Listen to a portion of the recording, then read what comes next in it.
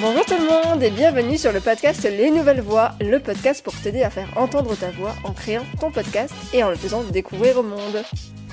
Je suis Anastasia De Santis, créatrice de Podcast Stories, mon entreprise d'accompagnement à la création et au développement de podcasts, mais également productrice du podcast De Vraie Vie et coproductrice de Les Coulisses du podcast. Les Nouvelles Voix a pour but de te donner des clés, des conseils et de l'inspiration pour utiliser le podcast comme un outil pour partager ton expertise ou ta passion, prendre la parole sur un sujet qui te tient à cœur, ou encore pour développer ta marque, ton business en créant une relation privilégiée avec tes auditeurs et auditrices.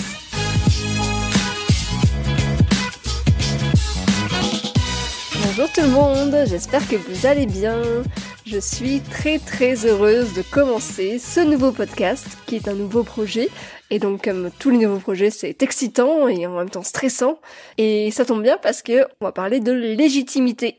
Donc j'espère que ce premier épisode va vous donner l'énergie et la motivation pour vous aussi vous lancer dans cette belle aventure qui est la création d'un podcast. On commence par le sujet de la légitimité, tout simplement parce que, c'est la raison numéro 1 que vous m'avez donnée à la question pourquoi est-ce que vous ne lancez pas votre podcast. C'est une raison qui revient très souvent quand on parle avec des gens, que ce soit pour le podcast, mais pour d'autres projets aussi, le manque de légitimité, ne pas se sentir capable en fait de le faire, ou ne pas se sentir d'avoir la place en fait de pouvoir le faire, ou que quelqu'un pourrait le faire mieux que soi, etc.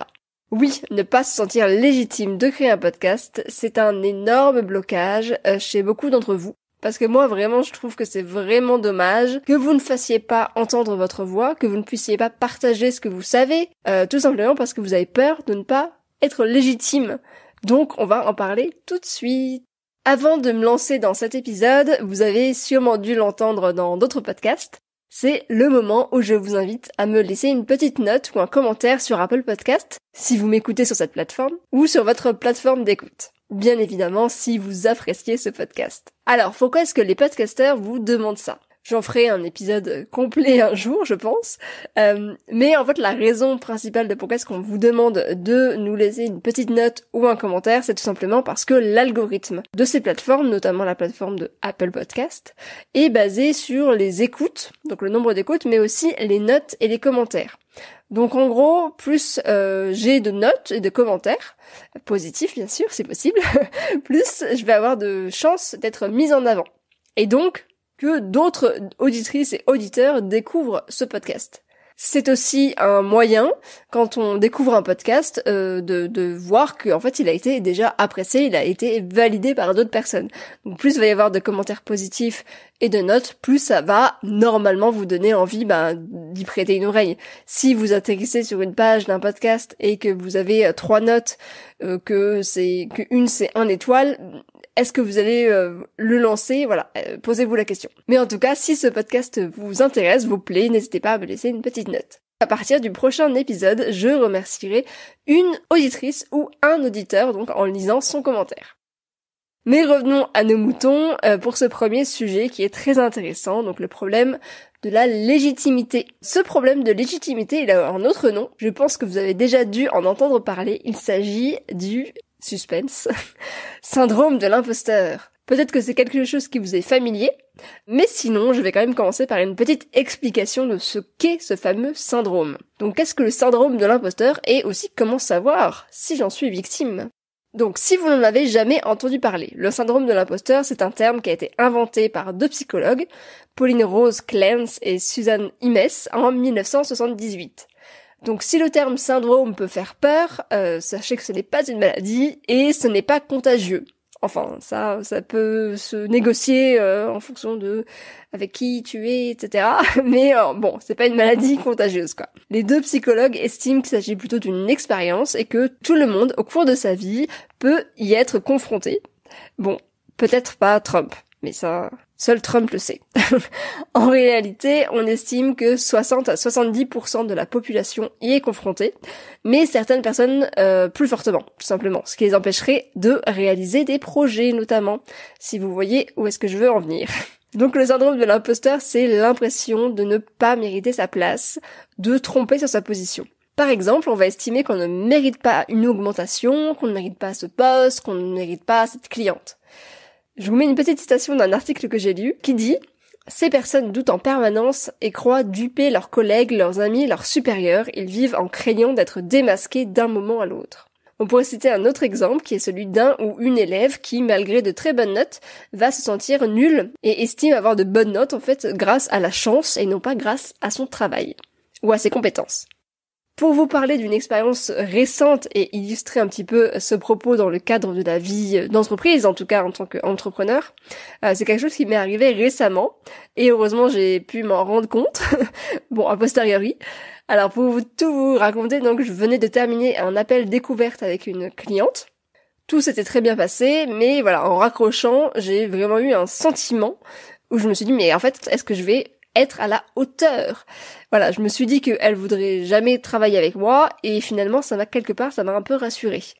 Bah oui, parce que si elle veut pas travailler avec moi, je n'aurais jamais à me confronter à son jugement que j'estimais, à tort bien sûr, négatif.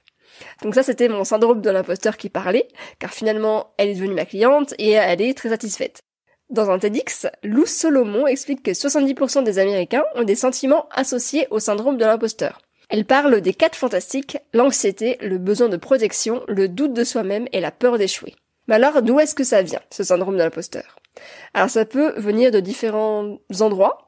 Ça peut venir donc d'une enfance avec des traumatismes physiques, moraux, de la part des parents, par exemple le fait d'être critiqué en permanence, de la peur de l'école, d'avoir des mauvaises notes, de la comparaison avec les autres élèves, etc. Le fait d'avoir un métier avec de la critique constante, c'est par exemple le cas des artistes ou des créateurs de contenu totalement, et bien sûr donc d'un manque de confiance en soi. Alors pourquoi est-ce que ça arrive en fait finalement ? Pour moi, c'est parce que on a un peu cette image de ce que veut dire une vie réussie. Donc la société en elle-même va mettre en avant des modèles de ce qu'est la réussite et de ce qu'est l'échec, et un peu de la perfection à atteindre. Et si on n'est pas dans ce cadre de modèle de réussite, si on fait des erreurs, on va se sentir mal, on va se sentir nul, et on va vraiment perdre confiance en soi. Donc c'est bien sûr lié à la peur de l'échec, à la peur du jugement et à la peur de décevoir. Alors maintenant, comment savoir si vous êtes victime de ce syndrome dans le cadre de la création de votre podcast? Donc, je vais vous citer quelques phrases et vous allez un petit peu réfléchir et vous me direz donc si ça vous parle. Je n'ai pas assez d'expérience pour parler de ce sujet. D'autres personnes en ont déjà parlé, mieux que moi je le ferai. Je n'ose pas lancer mon podcast car il en existe déjà sur ma thématique. Je dois d'abord apprendre X ou Y choses sur ma thématique avant de pouvoir lancer mon podcast. Je n'ose pas parler de mon projet car j'ai peur de ne pas être à la hauteur et donc d'être jugée. Voilà, si vous avez répondu oui à au moins une de ces phrases, c'est que vous avez certainement un syndrome de l'imposteur qui vous empêche de lancer votre podcast ou de le développer. Alors, maintenant c'est bien, on sait ce que c'est un syndrome, vous savez si vous l'avez ou pas. Maintenant, pourquoi est-ce que c'est dangereux d'avoir ce syndrome ? La plupart des personnes vont ressentir ces émotions. C'est vraiment pas agréable. Avant de se lancer dans un nouveau projet, que ce soit une activité, un business ou la création de contenu comme le podcast, YouTube, tout ça, ce sont des choses qu'on n'a pas l'habitude de faire. Donc c'est une sortie de sa zone de confort. Et donc c'est normal aussi de ne pas se sentir légitime finalement, parce que c'est quelque chose que vous n'avez jamais fait avant. Mais attention, ce syndrome peut quand même vous mener la vie dure. Si vous restez sans rien faire, voilà ce qui pourrait se passer. Vous n'osez pas vous lancer, et votre podcast ne sortira jamais. Vous reportez la sortie de votre podcast à une date ultérieure, et puis vous finissez par être démotivé. Vous vous lancez, mais vous n'osez pas en parler autour de vous. Du coup, personne ne connaît votre podcast, du coup, vous êtes déçu. Vous passez trop de temps sur la préparation, vous investissez dans toutes les formations possibles et imaginables, et finissez aussi par être déçu, puisque vous ne prenez pas le temps vraiment de créer votre podcast, mais plutôt à vous former. Alors attention, je ne dis pas que la formation ce n'est pas bien, simplement il faut ne pas passer trop de temps à se former en se disant non, il faut encore que j'apprenne ça, et au final ne faire que des formations parce qu'on se sent toujours bloqué, on ne se sent jamais à la hauteur. À un moment donné, si vous avez pris une formation, vous la finissez, et à un moment donné il faut se lancer quoi. Avant de passer à la deuxième partie de cet épisode, je voudrais vous inviter à aller télécharger gratuitement votre checklist pour pouvoir lancer le podcast de vos rêves. C'est un e-book gratuit que j'ai créé de mes petites mains, où je vous donne toutes les étapes pour créer son podcast point par point, de l'idée au lancement. J'espère qu'il vous plaira. Si vous voulez le télécharger, je vous mets le lien dans la description de cet épisode, ou sinon il est également disponible donc sur mon site internet podcast-stories.fr. Alors maintenant que nous avons vu ou bien revu ce qu'était le syndrome de l'imposteur, comment est-ce qu'on va faire pour s'en débarrasser? Donc moi je vais vous donner 6 astuces pour vous aider à vous en débarrasser. Donc la première, ça va être de demander à votre entourage de citer vos qualités. Donc ça, c'est pas un exercice qui est forcément facile. Je sais que c'est un exercice qui est demandé notamment dans le développement personnel, quand on veut changer de métier par exemple, quand on cherche un petit peu sa voie. C'est un exercice que moi on m'a demandé de faire et que j'ai trouvé hyper intéressant. Ça demande quand même de sortir un peu sa zone de confort puisque c'est pas forcément des choses avec qu'on parle régulièrement, on va dire, avec son entourage. Mais là, le but, donc, c'est vraiment d'aller demander à des personnes qui vont être proches de vous, ça peut être votre famille, des amis, quelles sont vos principales qualités, quelles sont les qualités auxquelles elles pensent, en fait, quand elles pensent à vous. Donc, pourquoi? Parce que déjà, ça va vous permettre de les identifier, ces qualités que vous ne voyez pas forcément, parce que vous imaginez que tout le monde a cette qualité, mais pas forcément. Ça va aussi renforcer, du coup, la confiance en vous.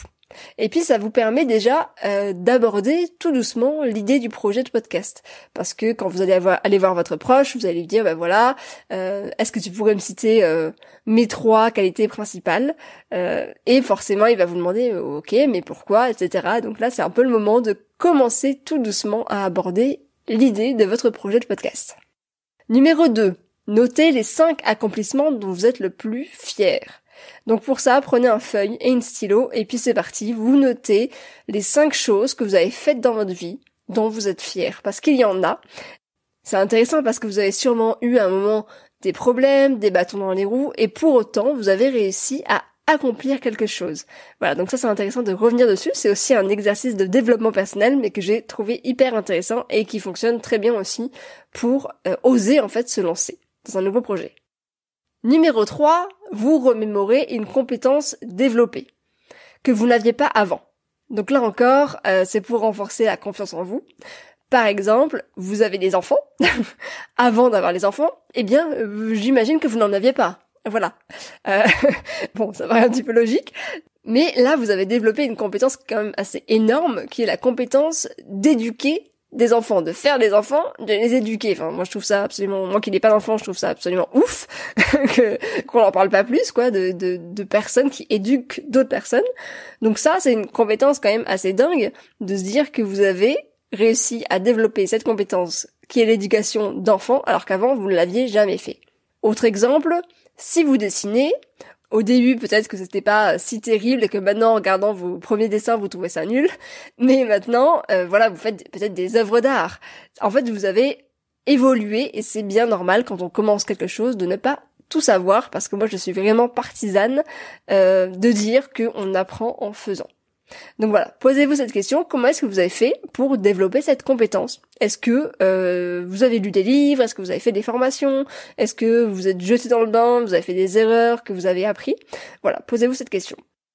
4e point, vous posez les questions suivantes. Pourquoi je veux faire ce podcast? Est-ce que la raison pour laquelle vous voulez faire ce podcast est assez forte pour sortir de votre zone de confort? Mais voilà, c'est une question qui est très importante de savoir pourquoi est-ce que vous faites ce projet, pourquoi est-ce que vous voulez faire ce podcast. Est-ce que c'est vraiment intimement lié à vous, à un message que vous voulez passer, à une cause que vous voulez défendre? Est-ce que ça va vous permettre peut-être de développer votre business, d'avoir de nouvelles clientes? Voilà, notez ça. Est-ce que ça va vous permettre, je sais pas, de rencontrer des gens auxquels vous ne pourriez pas avoir accès, comme ça dans la vraie vie, j'ai envie de dire.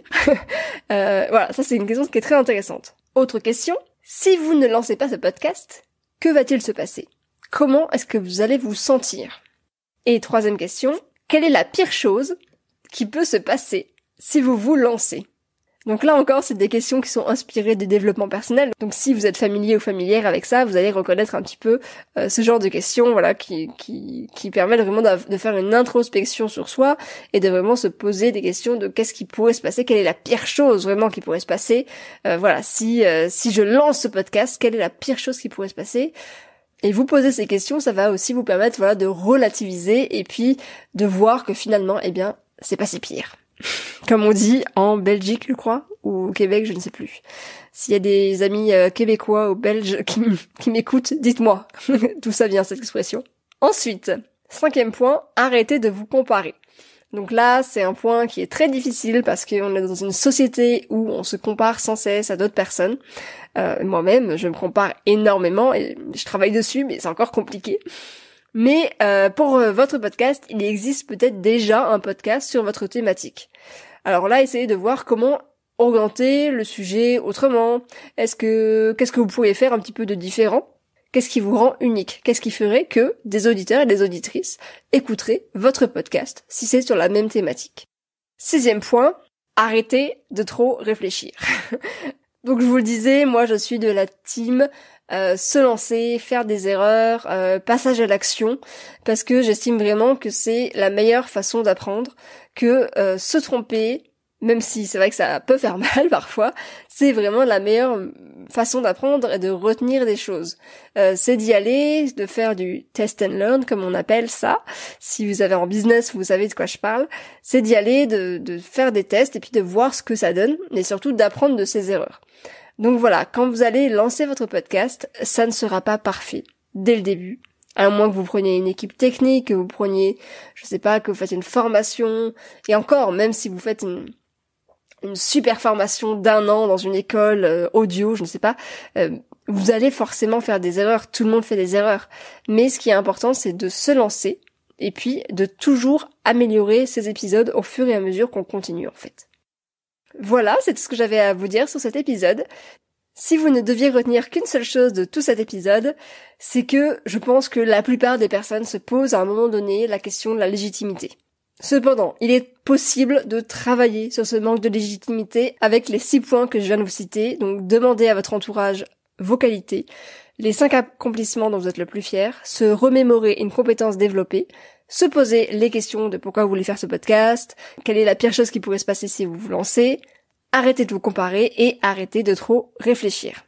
Ce syndrome, vous pouvez travailler dessus. Vous pouvez l'amoindrir, mais pas vous en débarrasser complètement. Et dernier point à retenir, l'action aide grandement à dépasser ce syndrome.